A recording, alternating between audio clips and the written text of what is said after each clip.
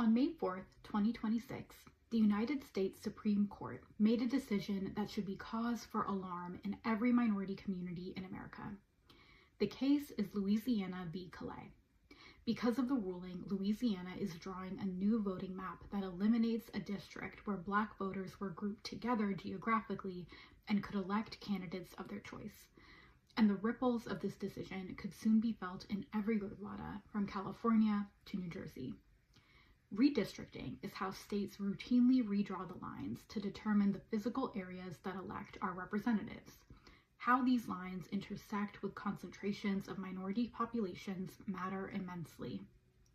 If a large group of people all belong to a common community and have similar interests, the lines can either pack them into one district altogether or crack them across several different districts.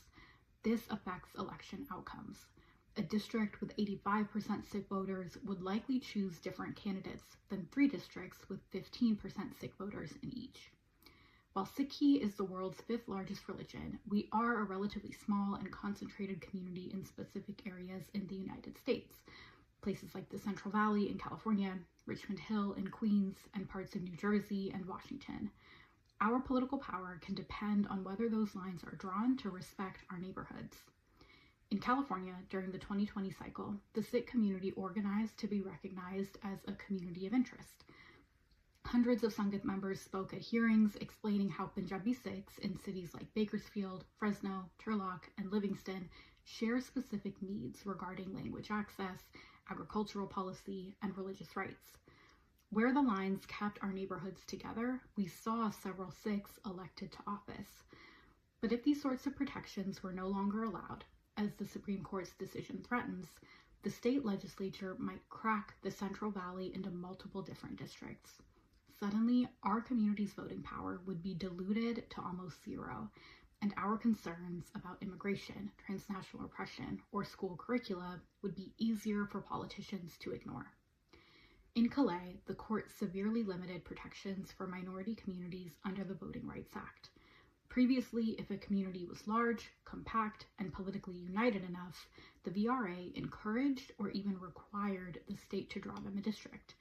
With this ruling, the court decided that Louisiana's map was an unconstitutional racial gerrymander, even though it was designed to give Black voters an equal opportunity to be heard.